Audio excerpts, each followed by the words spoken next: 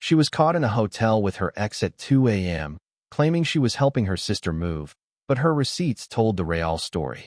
I remember standing in that freezing car park, barefoot in my slides because I'd left the house too fast, watching her walk out of the sliding doors under those ugly blue hotel lights.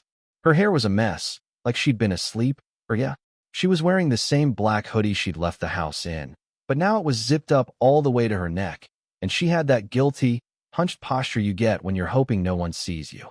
Right behind her was him, her ex, Josh, hands in his pockets, head down, but not enough that I couldn't recognize him. The second I saw the two of them together, something in my chest just went weirdly quiet, like someone hit mute on the part of my brain that does regular reactions. She didn't see me at first. I walked closer, each step loud as hell in my own head, even though the only sounds in the lot were distant traffic and the automatic doors hissing behind them. My hands were shaking so much I shoved them into the pockets of my hoodie just to hide it. When I finally said her name, it came out small, almost normal, like I was just calling her in from the backyard. She turned, and the look on her face. I'll never forget it. Eyes wide, mouth open a bit, like she'd seen a ghost. "What are you doing here?" she whispered. Josh froze beside her, then took a half step back like he could melt into the glass behind him. "What am I doing here?" I asked. I could feel my teeth chattering, and I still don't know if it was from the cold or the adrenaline. "You said you were helping your sister move. In Parramatta. This is a Holiday Inn in the middle of the city." I pointed at the hotel sign like maybe she'd say, "Oh crap, you're right, wrong building." And this would all be some ridiculous misunderstanding. She blinked too much, swallowed, and did the thing she always does when she's about to lie. Fingers going straight to the little necklace I bought her 2 birthdays ago. We were just talking," she stammered. "We needed somewhere quiet. My sister's place was a mess. I didn't want to worry you." "At 2 in the morning?" I said. "In a hotel?" Josh finally spoke up, voice low. "Man, I think I should." "Yeah." I cut in, not looking at him. "You should." He slipped away without another word, and suddenly it was just me and her under a flickering parking lot light, the hotel doors sighing open and shut behind us like some kind of slow clap. It was a Friday night in March when all this happened. We'd been together just over 5 years, living together for almost 4. We were in that stage people call practically married. Shared bills, shared bed, shared friend group, shared stupid inside jokes about grocery store rotisserie chickens. No kids, but we'd started having those one day when conversations. One day when we have a house. One day when we get a dog. One day when we finally go to Japan. She's a nurse. I work in logistics, boring warehouse stuff, scheduling, making sure trucks go where they're supposed to go. Our schedules weren't perfectly aligned, but we made it work. I always thought that if cheating ever happened in my life, it'd be obvious. Lipstick on a collar, a stranger's perfume in the car, something straight out of a bad movie. Instead, it was spreadsheets, vague texts, and hotel receipts. Her sister, the excuse in question, lives about 40 minutes away, in a small apartment she's been threatening to move out of since we met. It wasn't unusual for my girlfriend, I guess ex now, but my brain still trips over that word, to go over and help her with stuff. Sometimes it was packing boxes for the move that never happened. Sometimes it was just keeping her company. I never really questioned it because honestly, her sister is a walking disaster, and my girlfriend has always been the fixer in the family. Things started feeling off a few months before that hotel night. Not in a dramatic, soap opera way. Just off. She was on her phone more. Laughing at messages she wouldn't explain. "Just memes," she'd say, turning the screen away. She started working more double shifts, staying over at her sister's more often. When she did come home, she was exhausted and short-tempered, like just being around me required energy she didn't have. The first big lie, I can see clearly now, was the old friend from school she'd bumped into at a cafe near the hospital. I remember her coming home that day, strangely lit up. "You'll never guess who I saw," she said, kicking off her shoes. "Josh." I knew the name. Josh was the ex. The one from her late teens, early 20s. The one she'd told me about in those early relationship talk marathons. They'd been messy, on and off, lots of drama. She said he'd been manipulative, that leaving him was the best decision she ever made. "Oh," I said, feeling something twist inside my stomach. "How was that?" She shrugged and smiled at the same time, a weird mix. "Fine. Weird. We just chatted for a bit. He's different now. Grown up, I guess. I asked the obvious question. You're not thinking of seeing him again, are you? She rolled her eyes. Babe, come on. I love you. It was just coffee. Relax. So I relaxed. Or I tried to. After that, his name popped up more. Little casual mentions. Josh was at the hospital today visiting his grandma. Josh messaged me this meme. It was so stupid. Josh said he might apply for the orderly job in my ward.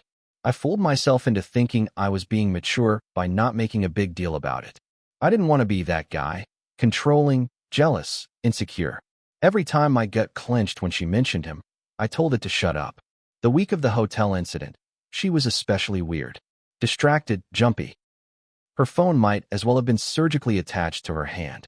On Wednesday, I walked into the living room and she physically flinched, locking her screen so fast I heard the click. When she saw it was me, she forced a laugh. Jesus, you scared me. Who were you expecting? I joked, but it came out a little too sharp. Work chat, she said, shrugging, eyes darting back to the screen. We're down 3 nurses. It's chaos. Thursday night, she announced she'd be at her sister's all Friday. We're finally doing the big move. I'm staying over so we can get an early start. I remember asking, you sure you don't need me to come? Nah, she said. You've got that early warehouse shift Saturday.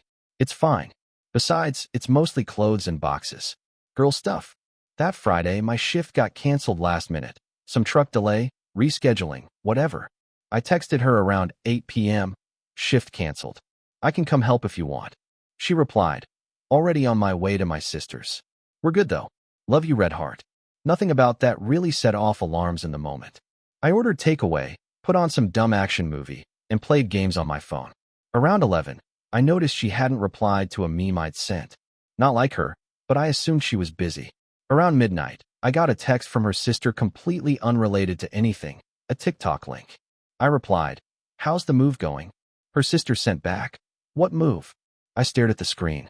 Girlfriend's name. Said she was staying with you to help you move. There was a long pause. Then, she's not here. I haven't seen her since last week. That was the moment the little voice I'd been ignoring for months grabbed me by the throat. My hands went numb. My ears started ringing. I opened Find My. Yeah, we share locations. It was one of those in case of emergency things, not a surveillance thing. Hers had always just been a dot that rotated between home, hospital, and sister's place. Tonight, the dot was across the city, near the CBD, hovering over a cluster of hotels and office buildings. I told myself it could still be innocent. Maybe the hospital had put her up in accommodation after a late shift. Maybe she'd gone out with coworkers. Maybe her phone glitched. I called her. Straight to voicemail. I don't fully remember deciding to drive. 1 second I was staring at my phone on the couch. The next I was on the highway, white-knuckling the steering wheel, the GPS arrow creeping closer to that little blue dot representing her. My body felt both too big and too small at the same time. My brain kept flashing through images like a messed-up slideshow. Her laughing at her phone, her saying Josh's name too casually, the way her eyes had flicked away when I'd asked if she wanted me at the move. The GPS led me straight to that mid-range hotel with the neon sign, not fancy, but not a motel either. I parked, sat there for a second staring at the entrance, and told myself, if you're wrong, you're going to look insane. I almost turned around. Almost. But then I saw him through the glass. Josh, leaning against the lobby wall in a t-shirt and jeans, checking his phone. That's when I got out of the car. Fast forward back to the parking lot confrontation, the awkward shuffle of her ex disappearing, her standing there telling me she was just talking at 2 a.m. in a hotel. Look me in the eye, I said. Tell me you're not sleeping with him. She tried. I'll give her that. She opened her mouth, and I could see her trying to form the lie, trying to muster whatever mental gymnastics had gotten her this far. But then her face crumpled.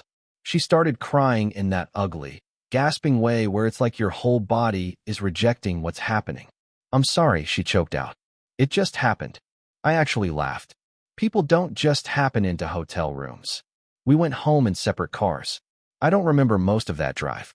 I do remember sitting at every red light with my hands shaking on the steering wheel, breathing like I'd just sprinted, trying not to throw up.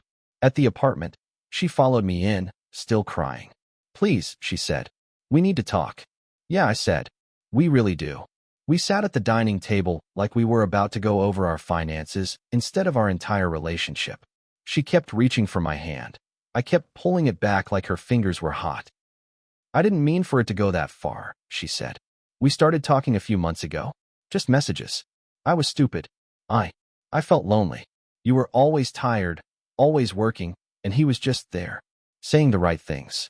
I was always working, I repeated slowly. You mean, I was working overtime to help us save for a house? That kind of working? That's not what I know what you mean, I snapped. You mean he was exciting and new and you didn't have to worry about bills or laundry or who cleaned the shower last because you weren't actually building a life with him. You were just playing. She flinched back like I'd slapped her. I never stopped loving you, she whispered. I swear. You sure have a funny way of showing it, I said. The thing with the receipts came a couple of days later, after I'd had some time to exist in this weird limbo where I knew she'd cheated but hadn't yet understood how much. She was still insisting it had just been this one time at the hotel, nothing else physical, mostly emotional. I wanted to know if I was being completely stupid for even considering whether there was anything to salvage. So I did something I'd never done in all our years together. I went through our joint bank statements with suspicion in mind instead of just, okay, rent, groceries, Netflix. There they were, hiding in plain sight. 2 separate hotel charges in the last 3 months. Not the one I'd just driven to, but different ones, closer to the hospital. One of them was on a night she'd claimed she was doing a double shift and staying at her sister's to sleep between them. Another was on a Sunday she'd told me she'd gone to a girls' brunch and didn't feel like taking photos because we were just catching up. My chest went tight. I called the hotel numbers from the statements, pretending to be her. Hi. Sorry, I need copies of my receipts from a stay last month for my expense report. It was easier than it had any right to be. One emailed me PDFs within 10 minutes. The first one, deluxe queen room, 1 night, 2 breakfasts included. Bar charge for 2 cocktails. Extra charge for late checkout. The second, standard room, 1 night, 2 guests. Room service, dinner for 2. I printed them out and laid them on the same table we'd had so many normal, boring dinners at. When she got home from her actual shift that night, I called the hospital to confirm she was there because apparently I'm that person now. She walked in, saw them, and just stopped. We repeated the whole dance. It's not what it looks like. We just needed somewhere to crash. He was drunk. I didn't want him to drive. I didn't even have the energy to argue anymore. I just pushed the receipts toward her and said, "How long?" She stared at them, finger tracing the line that said 2 guests, like it might suddenly change to 1. Since November, she whispered. It was March. For months. For months of lies. For months of me cooking dinner and packing her lunches and folding her scrubs and kissing her goodbye while she went off to share hotel rooms with someone she swore she was so over years ago. I can't describe the mix of rage and humiliation and sadness that settled in my chest. It wasn't one big explosion. It was this heavy, dull weight that made everything else feel pointless. After that, there wasn't really anything left to talk about. She suggested therapy, promised to block him, swore she'd transfer to another ward, another hospital, another planet if I asked. But every time I looked at her, I saw that hotel parking lot. I moved out 2 weeks later. She stayed in the apartment. It's closer to her work, and honestly, I didn't want to fight over furniture in the middle of trying not to fall apart. I took my clothes, my few bits of tech, and the stupid mug my brother got me that says, "World's okayest brother." Everything else can burn for all I care. It's been about 8 months now. I'm in a smaller place with thinner walls and a leaky tap, but when I wake up at 2 a.m., I know exactly who's in the building and why. I don't have to look at my phone, check locations, wonder if a hotel somewhere has my life itemized on a receipt. Sometimes I still go over everything in my head, trying to figure out the exact moment it all went sideways. Was it when she bumped into him at that cafe? When I first saw his name on her screen? When I decided to be chill instead of honest about my discomfort? I don't know. I'm starting to accept that maybe there wasn't one moment, just a series of small choices, hers and mine, that led us to that parking lot at 2 a.m. If there's any lesson in this mess, I guess it's this. Listen to the part of you that feels uneasy before you're standing under neon lights with hotel receipts in your hand. You don't need proof itemized in a PDF to know something's wrong. She told me she was helping her sister move. Her receipt said 2 guests, late checkout, dinner for 2. And, unfortunately, paper doesn't lie the way people do.